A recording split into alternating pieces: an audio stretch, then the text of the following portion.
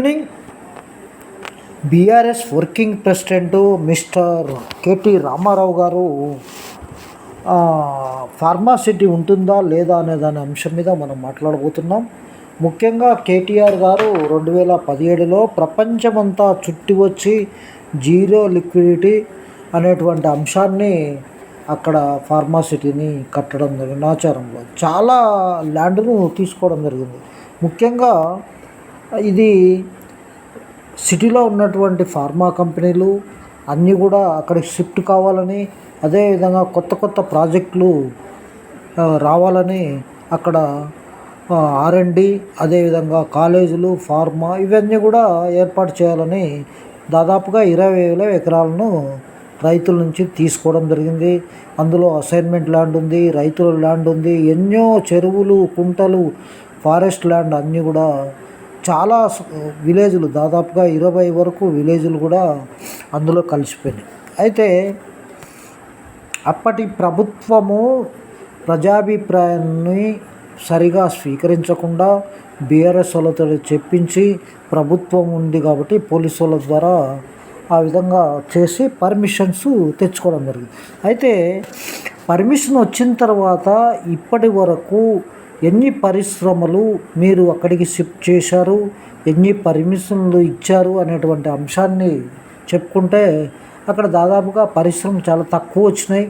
అదేవిధంగా ఈ యొక్క అప్పటి ప్రభుత్వము ప్రజల నోట్లో, రైతుల నోట్లో మట్టి కొట్టి అతి తక్కువ ధరకు 5 నుంచి 10 లక్షల లోపల ఎకరా తీసుకోవడం జరిగింది.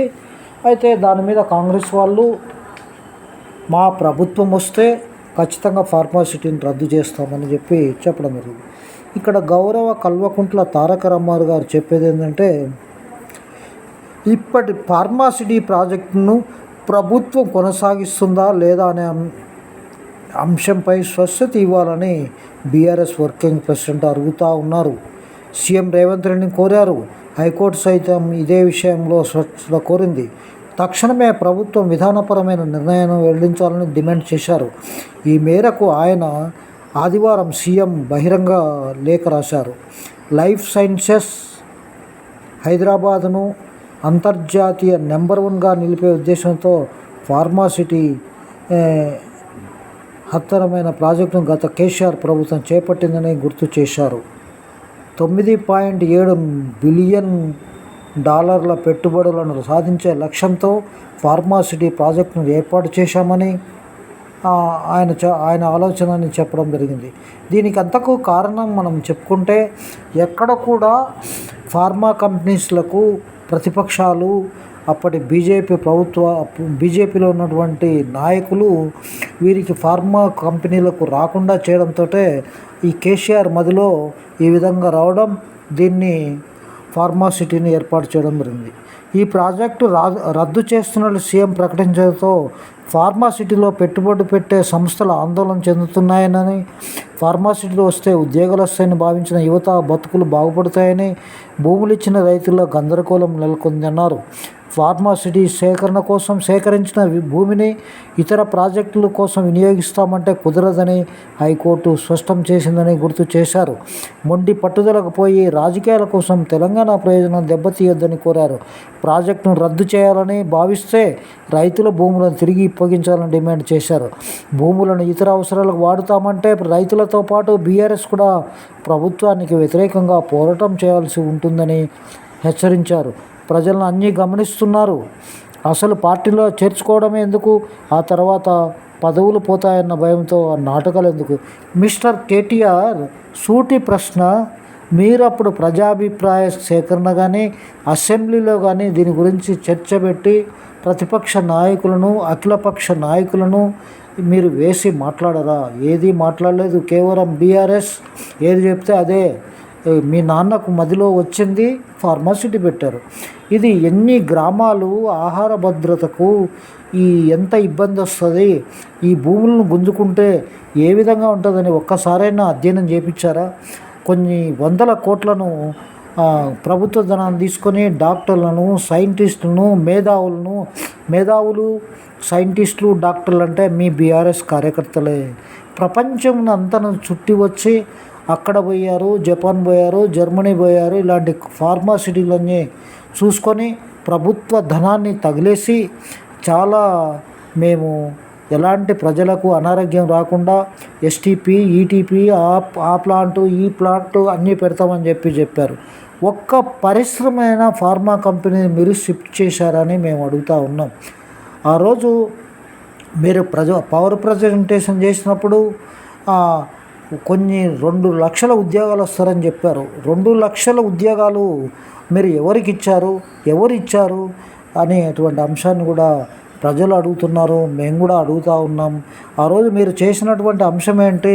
మీ కింది అధికారులను పెట్టి, పోలీసులను పెట్టి గ్రామ ప్రజల యొక్క అభిప్రాయాలను తెలుసుకోకుండా మీరు ఇష్టం వచ్చినట్టు ప్రవర్తించినందుకు, ఆ ప్రవర్తించినటువంటి విషయాల గురించి మనం మాట్లాడుకున్నప్పుడు, అదేవిధంగా కుంటలు, చెరువులకు, కొండకు వచ్చినప్పుడు 30 కోట్ల రూపాయలను చెట్లకు ఇవ్వాలని చెప్పి కేంద్రము చెప్పడం జరిగింది.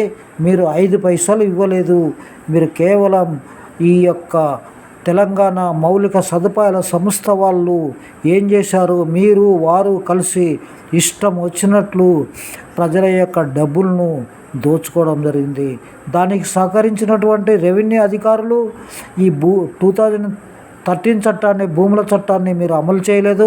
కేంద్ర ప్రభుత్వం కాదు, మాదే చట్టం, కల్వకుంట్ల చట్టం అంటూ మీ ఇష్టం వచ్చింది జీవోలు చేసి ఒక లంసమ్ అమౌంట్ ఎగరాకి ఇవ్వడం జరిగింది. కానీ అప్పటి కాంగ్రెస్ ప్రభుత్వం ఇచ్చినటువంటి జీవోలు 2013 చట్టం రైతుకి ఇబ్బందులు కాకూడదు భూములు తీసుకుంటుంటే, ఆ చట్టాలను మొత్తం తెలంగాణ రాష్ట్రం అంతా కూడా మీరు అమలు చేసి అతి తక్కువ ధరకు రైతుల నుంచి భూములు గుంజుకోవడం, మీరు డబ్బులు కూడా టైంలో చెల్లించకపోవడం, కాళేశ్వరం కానీ, ఫార్మాసిటీ కానీ ఎక్కడ పడితే అక్కడ ఇండస్ట్రియల్ పార్కులు అని చెప్పి రైతుల యొక్క భూములను గుంజుకోవడం జరిగింది.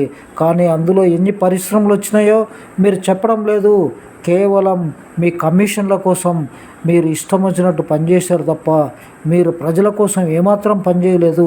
అంతో ఇంతో కాంగ్రెస్ చేయాలని, అది అప్పుడు ఎన్నికల హామీలో భాగంగా ఫార్మాసిటీని రద్దు చేసి భూములను ఎన్నికిస్తామని చెప్పారు. మీరు చెప్పడం కాదు, అది హైకోర్టులో జరుగుతూ ఉంది. ఇప్పుడు కూడా మీ బాటనే రేవంత్ రెడ్డి గారు పడుతూ మెదక్లో ఇలాంటి పార్కులు కట్టాలని, దీన్ని రియల్ ఎస్టేట్కి పెట్టాలని రకరకాలుగా ఆయన కూడా ఆలోచన ఉంది. మొన్న 1 నెల క్రితం జరిగినటువంటి హైపో ఫార్మా అనేటువంటి కంపెనీలో నేను చెప్పడం జరిగింది, ఈ ప్రభుత్వము మైను, ఫార్మా ఇవన్నీ కూడా చేయాలని, అసెంబ్లీకి ఒక ఫార్మా పెట్టాలని, ఒక మైన్ పెట్టాలని చెప్పి ఆలోచన చేస్తుంది. ఇది ఎంతవరకు కరెక్టో మీరే ఆలోచన చేయమన్నప్పుడు ప్రజలందరూ కూడా తిరగబడ్డారు. ఇప్పటికే కరోనాలో ఉమ్మడిగా పర్మిషన్ తెచ్చుకొని ఫార్మా కంపెనీలన్నీ మెదక్ జిల్లాలో ఏ విధంగా పనిచేస్తున్నాయో, దానివల్ల చెరువులు, కుంటలు, రైతుల యొక్క ఎంత నష్టపోతున్నారో మళ్ళీ హైపో కంపెనీ ఈ విధంగా చేస్తుంది. కేంద్ర ప్రభుత్వము ఏదైతే ఈ ఫార్మాలకు లైసెన్సులు ఇస్తూ ఉందో, ఈ యొక్క ఆలోచన కేటీఆర్ ఆలోచన, ఎందుకంటే వాళ్ళ స్వార్థంతో చేసిన పని కాబట్టి ఇది 20,000 ఎకరాలు అవసరం లేదు. మహా అంటే 2-3 వేల ఎకరాలు సరిపోతుంది.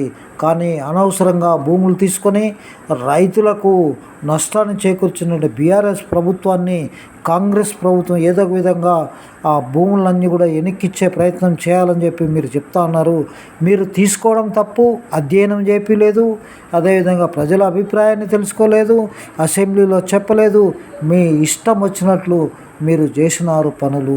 అదే బాటలో రేవంత్ రెడ్డి ప్రభుత్వం కూడా ఈ విధంగా చేయాలనే ఆలోచనలో ఉన్నారు.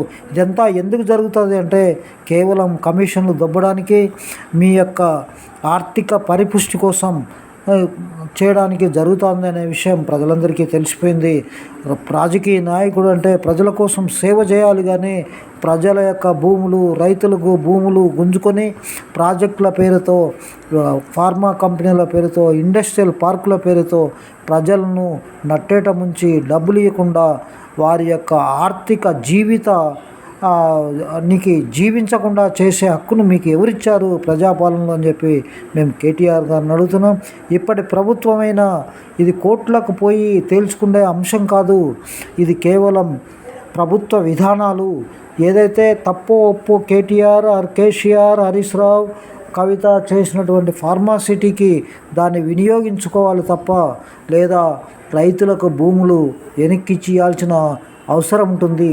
మీకు కేటీఆర్ గారు అడుగుతా అన్నారు భూములు వెనక్కిమని. అప్పుడు మీరు ఏం చేశారయ్యా? మీరు 10 సంవత్సరాల్లో మీ యొక్క పనికి మాలిన ఆలోచనలు, ప్రజల యొక్క జీవన ప్రమాణాలు, ఉద్యోగాలు, అవకాశాలు, ఉపాధి అని చెప్పుకుంటూ మోసాలు చేస్తూ ప్రజలను నట్టేట ముంచినటువంటి మీరు మాట్లాడే అర్హత లేదు. హైకోర్టుకు ఏదైనా కేసు పోతే మీరు ఏం చేశారనే అన్ని అంశాలు కూడా ప్రజలందరికీ తెలుసు. ఇప్పుడు ఫార్మాసిటీ ఉంటుందా లేదా? బహిరంగ లేఖ ఏం రాస్తావయ్యా నువ్వు? బహిరంగ లేఖ నీకు బహిరంగంగా ఎంతోమంది లేఖలు రాస్తే ఒక్కదానికి సమానం లేదు. ట్విట్టర్లో చెప్తావు అది మంచిది ఇది మంచిది, అదేవిధంగా నేను హైదరాబాదును దీన్ని మంచి సిటీగా చేస్తా, విశ్వనగరం చేస్తా అన్నావు. విశ్వనగరం కాదు, ఈ యొక్క సిటీని ఎక్కడ పడితే నీళ్ళు వచ్చి దాన్ని ఎంత ఇబ్బంది అయిందో ఇదంతా కూడా రేవంత్ రెడ్డి గారు ఒకే ఒక్కడు దీన్ని హైడ్రా తెచ్చి ఫామ్ హౌస్ను కూలగడుతున్నాడు. మీ యొక్క ఫామ్ హౌస్ కూడా కూలిపోతుంది. మీ ఫామ్ హౌస్లో డ్రోన్ ఎగిరేసినప్పుడు ఏం చెప్పినావు మిస్టర్ కేటీఆర్? నువ్వు చెప్పిన అంశాలు అందరికీ గుర్తే ఉంది. తప్పుడు అఫిడవిట్ హైకోర్టులో ఇచ్చి రేవంత్ రెడ్డిని జైలు పంపించావు. నువ్వు డ్రోన్ ఎగిరేసావు, నిన్ను కూడా జైలు పంపాలి. కానీ ప్రజాపాలనలో ప్రభుత్వము, ఇప్పుడు ఉండేటి ప్రభుత్వం నిన్ను జైలు పంపించాలంటే 5 నిమిషాల్లో పంపిస్తుంది. కానీ ఆ విధంగా పంపించదు నిన్ను, మీ నాన్నను, హరీష్ రావును. ప్రజాపాలన అనేటువంటిది ప్రజలకు తెలిసిపోతుంది. చట్టం తన పని తాను చేస్తుంది అనేదాన్ని ప్రజాపాలనలో కనిపిస్తూ ఉంది.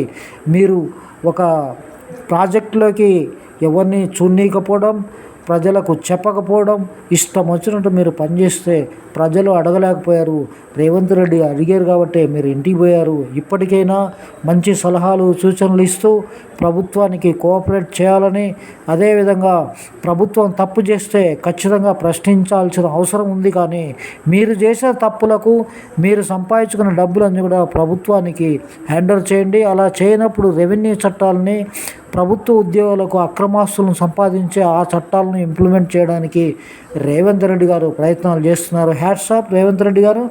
మీరు కూడా కేటీఆర్ బాట, కేసీఆర్ బాటలో పోకుండా మీరు ఖచ్చితంగా ఒక నిర్దిష్టమైన ప్రణాళికలో వెళ్ళాలని, రాష్ట్రం అభివృద్ధి కోసం పాటుపడాలని కోరుకుంటూ మేము ఈ వీడియో చేయడం జరుగుతుంది. నమస్తే, నా పేరు వై చెన్నకేశ్వరరెడ్డి, సామాజిక కార్యకర్తను. Thank you very much.